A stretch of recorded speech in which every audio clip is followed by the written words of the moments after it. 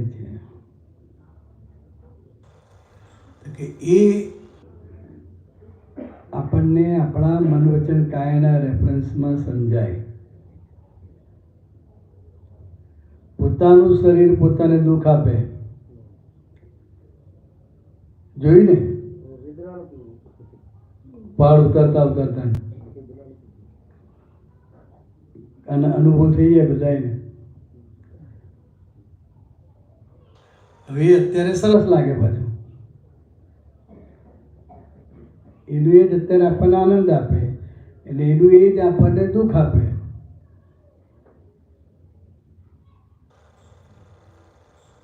એટલે આ સમજવા માટે સત્સંગ છે, અને આ સમજવા માટે દરેક પ્રસંગમાં ઉપયોગમાં લેવા માટે આ 5 આજ્ઞા છે.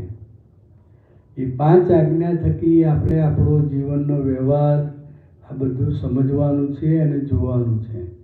ચાલો, જય સચ્ચિદાનંદ. જય મેષાનંદજીને આપીએ.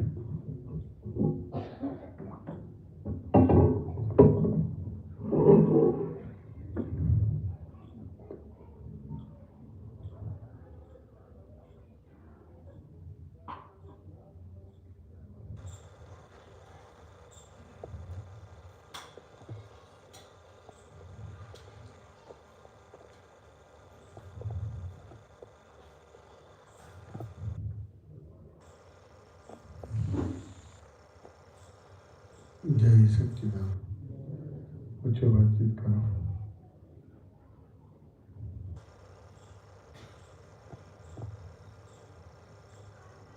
પ્રયાગરાજનો મેળો ભરાય અત્યારે માઇકમાં બોલો.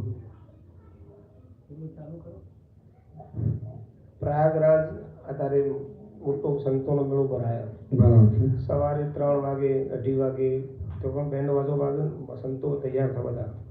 હું એક જ જેલો હતો અહીંયા. પછી આખી ભભૂતિ લગાવીને હર હર મહાદેવ કરીને ગંગામાં પડ્યું. કેટલી ક્રિયાઓ કરવી પડ્યું. દાદાને ડુકુટા જ્ઞાન આપ્યું આપણને. આ ડુકુટા એટલે સારામાં સારું લીપ મારે દાદાનો મળી ગયો. આપણે બાવા થોડી તારા મોક્ષ થાય. બરાબર છે. એમાં પ્રશ્ન શું છે તમારો? એ પ્રશ્ન કે દાદાના જ્ઞાનમાં કેટલી તાકાત લીપ માર્ગમાં આપણને મળી ભગવાન. હા, એટલે દાદાના ગુણાનુવાદ કરો છો. બરાબર છે. પણ દાદાના ગુણાનુવાદના આધારે પેલો કુંભ મેળાનો અવારનવાર એ કર્યો ને?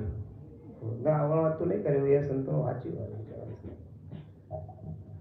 તમે બોલો છો અવારનવાર તો નહીં કર્યો, પણ એવો માર્ગ પણ સસંતોનો તે આપણે ત્યાં જઈએ. આપણો ધર્મ સનાતન ધર્મ આપણો, એનો અપરાધ નહીં કરતો જ્યારે, પણ એવી રીતના પણ ક્રિયા થાય દાદાની. અને આ લીપમાર્ગમાં પણ અપકાર વસ્તુનો મળ્યો એટલે દાદાની મોટી કૃપા કાયમ તો હોવાનું સવારે વિધિ કરું ભગવાન. ના, પણ એકના વખાણ કર્યા કે ના કર્યા? કર્યા. તો પછી એકના વખાણ કર્યા તો બીજું વખોડાયું કે વખાણ કર્યા ના? વખાણ નહીં, વખોડાયું પણ એવું નહીં વિચારે. શું કહો છો પુષ્પાબેન?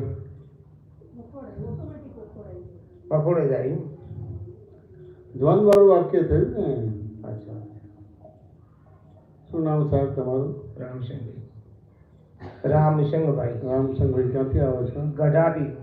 ગઢાથી આવો છો? તમે આવેલા છે? હા, આવ્યો છું ને, આવ્યો છું. પણ મારે તો એટલું પૂરતું યાદ રહે, પાછું ભૂલાઈ જાય. એવું જ હોય.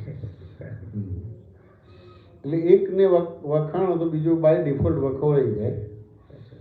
વાંચું ને એને. એટલે આપણું જ્ઞાન એવું છે કે વખાણવાનું નથી ને વખોડવાનું પણ નથી. કારણ કે તમને સ્વભાવમાં બેસાડ્યા કે તમારે આ સંયોગને જેમ છે તેમ જોવાનો રહ્યો. બરાબર. જેમ છે તેમ જોવાનો રહ્યો. વાંચું ને. હવે સારા કાળમાં એ માર્ગ ઉત્તમ હતો, કારણ કે મૂળ માર્ગ ધોરી માર્ગ છે. સાચું ને? કયા સમજાય? આ અપવાદ માર્ગ છે. હા, આ ધોરી માર્ગ નથી. અક્રમ વિજ્ઞાન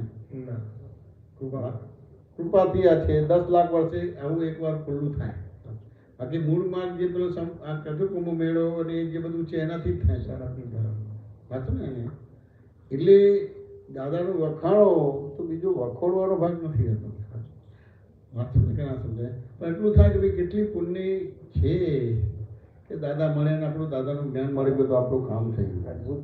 વાંચો ને કે ના સમજાય? પણ સામાન્ય આવું